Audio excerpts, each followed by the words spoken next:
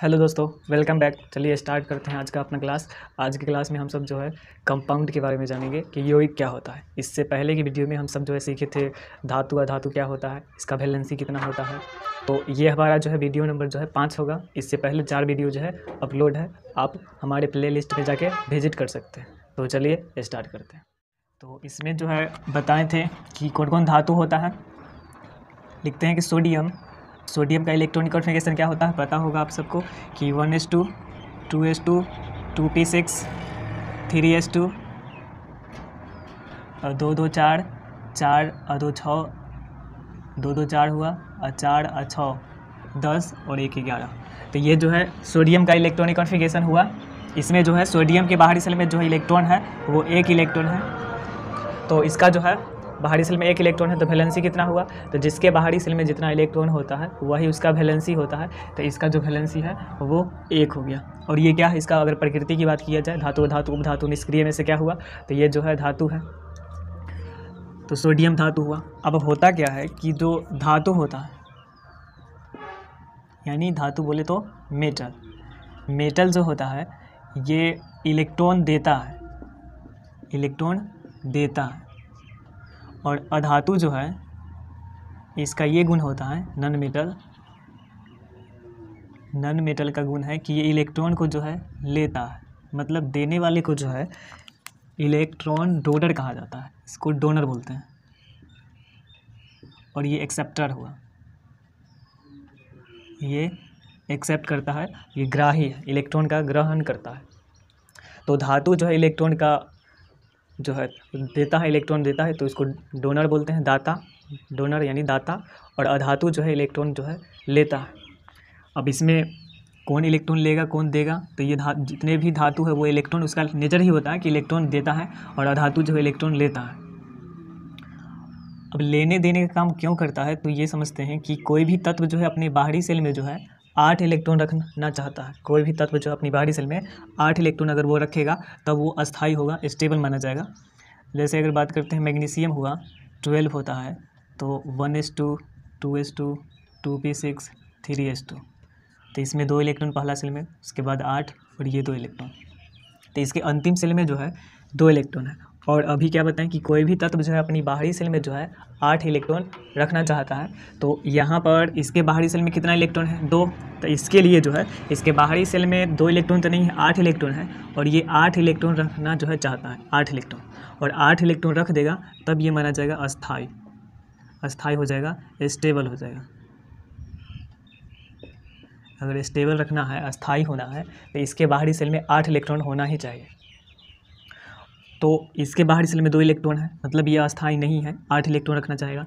नहीं तो दूसरा ये भी कंडीशन होता है कि या तो बाहरी सेल में 8 इलेक्ट्रॉन हो, और नहीं तो या तो ले के हो और नहीं तो दे के हो। तो ये अगर 8 इलेक्ट्रॉन रखना चाहेगा तो आगे इसको जो 8 इलेक्ट्रॉन पुराने के लिए 2 पहले से है, तो कितना इलेक्ट्रॉन जो है लेना पड़ेगा, तो किसी से जो है इसको लेना पड़ेगा, इलेक्ट्रॉन 6 को लेना पड़ेगा। और दूसरा ये तरीका है कि इसके बाहरी सेल में 8 इलेक्ट्रॉन अगर पुराना है मैग्नीशियम के बाहरी सेल में, तो 2 8 2 होता है, क्यों ना ये 2 इलेक्ट्रॉन को दे ही दे। तो 2 इलेक्ट्रॉन अगर दे देगा तब पर भी इसके बाहरी सेल में 8 इलेक्ट्रॉन है, और नहीं तो 6 इलेक्ट्रॉन लाएगा, ये 6 इलेक्ट्रॉन लाएगा तब इसके बाहरी सेल में पूरेगा 8 इलेक्ट्रॉन। तो ये 2 कंडीशन है। अब डिसीजन ये है कि ये लेगा कि देगा। तो देख रहे हैं कि मैग्नीशियम की बाहरी सेल में 2 इलेक्ट्रॉन है, और ये 2 इलेक्ट्रॉनों की संख्या अगर 2 है, 1 है, 2 है और 3 है, तो ये धातु होता है। और 5 6 7 है, जो पिछले वीडियो में बताए थे कि 5 6 7 है तो अधातु होगा, और 1 2 3 है तो धातु होगा। तो इसके बाहरी सेल में 2 इलेक्ट्रॉन होता है, जिसके कारण ये क्या है, धातु है। और ये धातु है तो इसका नेचर ये होता है कि ये इलेक्ट्रॉन देता है, दाता है, या इलेक्ट्रॉन कह सकते हैं कि ये डोनर है। तो ये देने वाला है, मतलब 2 इलेक्ट्रॉन इसके लिए जो है देना अच्छा होता है। तो ये 2 इलेक्ट्रॉन देता है। अब आगे समझते हैं कि मैग्नीशियम जो है, ये मैग्नीशियम और एक तो यही मैग्नीशियम है, इसके अंदर देखेंगे तो इसमें जो है इलेक्ट्रॉन कितना है, तो इलेक्ट्रॉन जो है 12 है। अब पता होगा इलेक्ट्रॉन पे चार्ज माइनस होता है। प्रोटॉन कितना है, तो प्लस में है 12। इसका परमाणु संख्या कितना है, तो वो भी 12 है। परमाणु द्रव्यमान कितना है, तो बताए थे कि ये परमाणु द्रव्यमान जो है लगभग 2 गुना के बराबर होता है, तो 12 दूना 24 हो जाएगा। न्यूट्रॉन कितना है, तो जो परमाणु द्रव्यमान होता है वो न्यूट्रॉन और प्रोटॉन के योग के बराबर होता है। तो यहाँ पर निकाल लेंगे न्यूट्रॉन जो है, यहाँ पर निकालेंगे प्रोटॉन 12 है और परमाणु द्रव्यमान जो है 24 है, तो ये न्यूट्रॉन हो जाएगा 12। तो ये रहा, इसके अंदर भी वही चीज़ है, ये भी मैग्नीशियम है। अब क्या हो कि ये जो है मैग्नीशियम क्या करता है कि ये इलेक्ट्रॉन देता है, तो कितना इलेक्ट्रॉन देगा, तो 8 इलेक्ट्रॉन बाहरी सेल में बचाने के लिए 2 इलेक्ट्रॉन ये देगा। 1 इलेक्ट्रॉन नहीं दे सकता, 1 इलेक्ट्रॉन देगा तो उसके बाद भी कोई फ़ायदा नहीं होगा, तो 1 इलेक्ट्रॉन ये देता नहीं है, ये देगा तो 2 इलेक्ट्रॉन देगा। और ले भी सकता था, लेकिन यहाँ पर इसका गुण ये है कि ये धातु है तो इलेक्ट्रॉन जो है लेता नहीं है, ये दे देता है। अभी इसको ऐसे समझिए कि ये जो धातु हुआ वो क्या है, धातु को समझिए कि ये है जो देता है, तो ये बेटी वाला है और ये बेटा है, बेटी वाला है ये और ये बेटा वाला है। तो जो बेटी वाला है वो बेटी को दिया जाता है, दान करते हैं, देते हैं। तो यहाँ पर मैग्नीशियम जो है जितने भी धातु होगा सब जो है इलेक्ट्रॉन देगा। तो ठीक उसी प्रकार यहाँ पर ये मैग्नीशियम देगा। अब देगा कितना इलेक्ट्रॉन देगा, तो 2 इलेक्ट्रॉन देगा। तो इलेक्ट्रॉन दिया 2 इलेक्ट्रॉन, तब था पहले कितना इलेक्ट्रॉन, तो इलेक्ट्रॉन जो है वो पहले था 12, अब 2 इलेक्ट्रॉन दे दिया तो घट हो जाएगा 10। प्रोटॉन कितना होगा, तो इलेक्ट्रॉन दिया है तो परमाणु में जो है इलेक्ट्रॉन दे देंगे तो प्रोटॉन जितना है पहले से उतना ही रहेगा, तो प्रोटॉन जो है बाढ़ ही हो जाएगा, बाढ़ ही रहेगा, ये घटेगा नहीं। परमाणु संख्या कितना होगा, तो ये उतना ही रहेगा। परमाणु संख्या जो है वो निर्भर करता है इलेक्ट्रॉनों की संख्या पर, तो परमाणु संख्या भी जो है उतना ही रहेगा, मतलब ये 10 हो जाएगा परमाणु संख्या इसका। फिर ये द्रव्यमान और न्यूट्रॉन ये भी जो है घट जाएगा।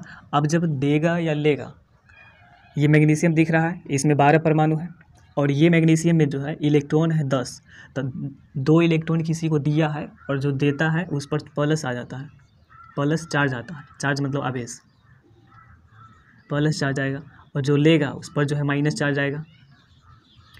तो इस पर जो है 2 इलेक्ट्रॉन ये दिया है, तो इस पर जो चार्ज आएगा दो चार्ज प्लस में आ जाएगा, दिया है तो इसको इस तरीके से लिखते हैं। तो ये हो गया मैग्नीशियम का परमाणु, ये परमाणु को दर्शा रहा है। ये 12 जो है परमाणु है, तो ये मैग्नीशियम का परमाणु हो गया, ये परमाणु है। और ये जो है मैग्नीशियम का जो है आयन है, आयन मतलब चार्ज। तो ये कौन सा आयन है, मैग्नीशियम में कौन सा आयन है, तो देख रहे हैं कि मैग्नीशियम जो है ये दिया है और देने वाला जो है पॉजिटिव होता है, तो मैग्नीशियम का धनायन है। तो आयन 2 टाइप का होता है, यहाँ पर इसमें थोड़ा सा छोटा सा टॉपिक है आयन।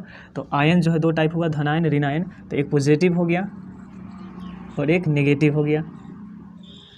तो जितने भी धातु है वो सब के सब जो इलेक्ट्रॉन देगा, और देगा तो वो जो है धनायन बना लेगा, और जो लेगा तो ऋणायन हो जाएगा। अब प्लस क्यों आ गया है कि यहाँ पर देखते हैं इसको जोड़ के, फिर यहाँ देखते हैं इसको जोड़ के, तो इसको जोड़ेंगे तो 0। ये धातु ऐसे जितने भी परमाणु होता है वो न्यूट्रल होता है, उदासीन होता है, इस कारण से क्योंकि उसमें इलेक्ट्रॉन और प्रोटॉन की संख्या बराबर होता है। और यहाँ देखेंगे कि इलेक्ट्रॉन जो है -10 है, प्रोटॉन +10 है, तो +2 आ गया। तो यही 2 आके इस पर जो है आवेश का काम करता है, आयन का काम करता है। तो ये जो दिख रहा है मैग्नीशियम +2, इसको इस तरीके से भी लिख सकते हैं, प्लस, या फिर इसको लिख सकते हैं मैग्नीशियम 2+। तो ये 3 तरीका है लिखने का।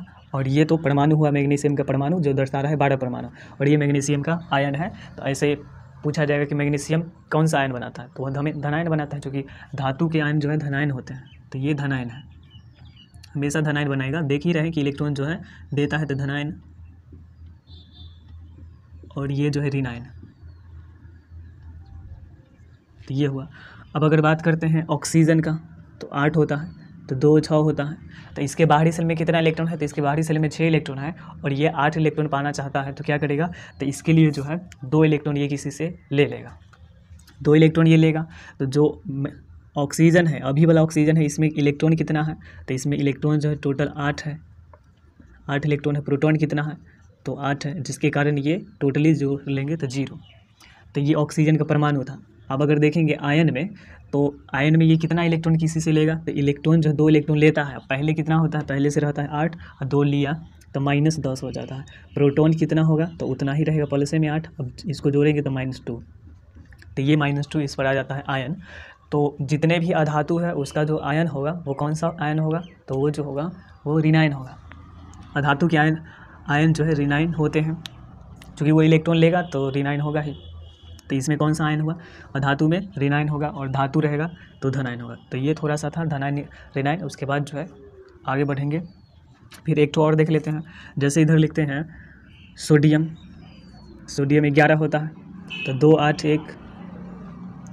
इसमें देखेंगे तो सोडियम का ये 11 परमाणु है, इसमें जो है इलेक्ट्रॉन जो है 11 है, प्रोटॉन जो है 11 है, जिस कारण से ये स्टेबल है, अस्थाई है, मतलब उदासीन है, इसमें कोई चार्ज नहीं है।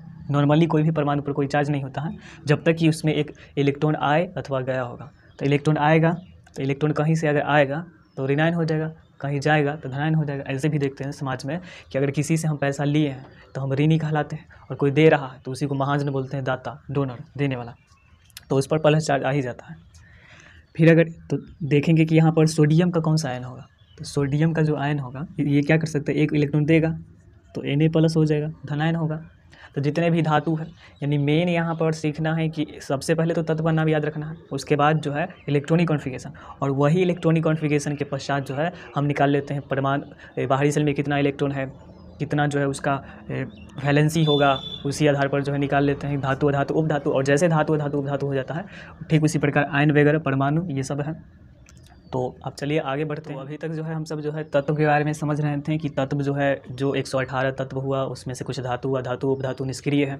अब टोटली हम सब हमारा मकसद ये था कि जो पदार्थ होता है, हम सब चले थे पदार्थ से। पदार्थ जो बना होता है तत्वों से मिलकर बना होता है, और तत्वों की संख्या अभी तक पता है कि 118 है। और ये तत्व जो है जो पदार्थ होता है इसका 3 प्रकार होता है, तत्व यौगिक मिश्रण। तो जो पदार्थ हुआ, पदार्थ तत्व यौगिक मिश्रण हुआ, और ये यौगिक जो है तत्व से मिलकर बना होता है, और फिर यौगिक जो है मिश्रण जो है वो यौगिक से मिलकर बना होता है। यानी टोटली यही कहने का मतलब है कि पदार्थ जो है बनता है तत्व से। तो अभी तक तत्व के बारे में पढ़े, यानी 2 तत्वों को मिलाएंगे, 2 या 2 से अधिक तत्वों को मिला देते हैं एक निश्चित अनुपात में, तो उससे एक यौगिक का निर्माण हो जाता है। अब हम सब जो है यौगिक के बारे में जानेंगे। तो यौगिक में क्या होगा कि 2 या 2 से अधिक तत्व होगा। अब वो तत्व धातु हो सकता है, अधातु हो सकता है, उपधातु हो सकता है।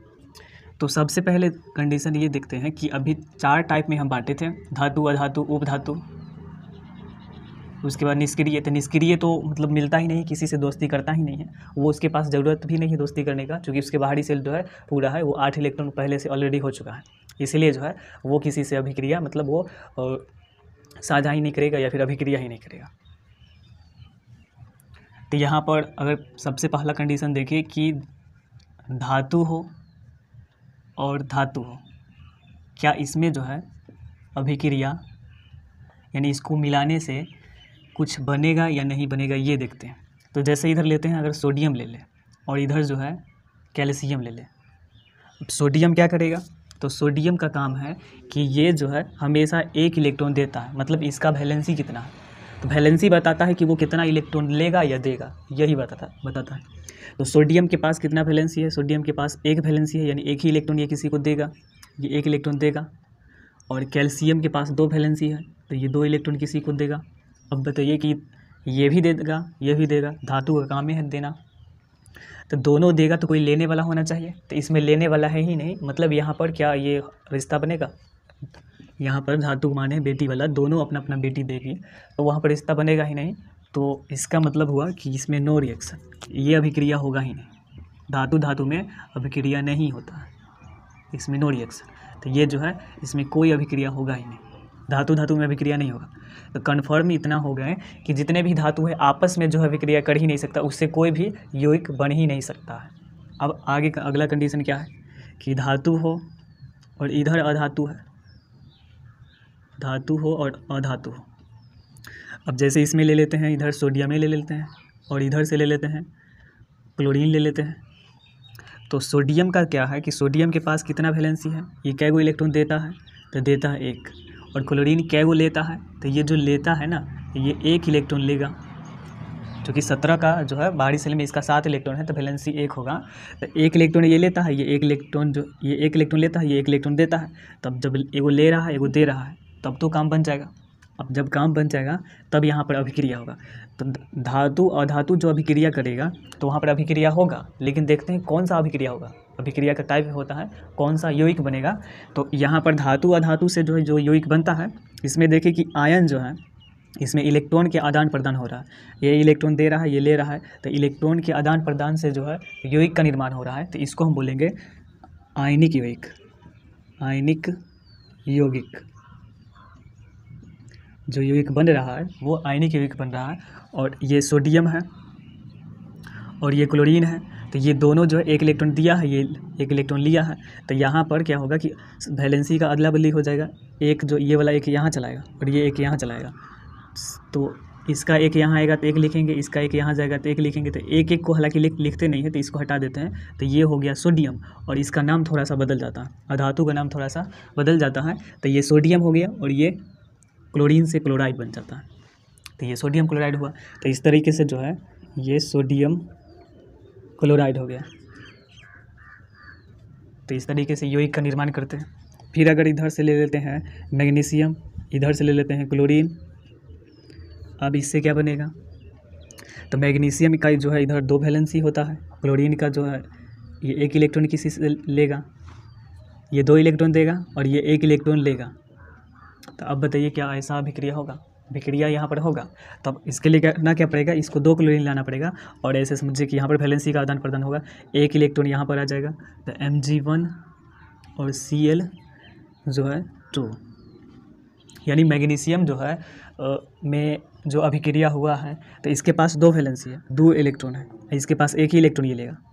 ये दे रहा है 2 इलेक्ट्रॉन, ये लेगा एगो, तो इसका मतलब 2 क्लोरीन मिलके ये दोनों को लेगा, तो इसीलिए डबल हो गया। और नहीं तो दूसरा ये तरीका है कि इसके पास जो वैलेंसी है 2, इसके पास वैलेंसी 1 है, तो बस अदला बदली कर देंगे, तो इससे बन जाएगा यौगिक। तो ये जो बना है तो 1 को नहीं लिखते हैं, तो ये मैग्नीशियम क्लोरीन से बनेगा क्लोराइड। तो ये इसका नाम हो गया मैग्नीशियम, इसका नाम हो गया मैग्नीशियम क्लोराइड। क्लोरीन से क्लोराइड बन गया, तो इसका नाम मैग्नीशियम क्लोराइड हो गया। तो इस तरीके से यौगिक बनाया जाता है। फिर तीसरा क्या है कि इधर अधातु हो और इधर भी अधातु हो, दोनों अधातु हो, तब जो है क्या ये अभिक्रिया होगा या फिर नहीं होगा, सो देखना है।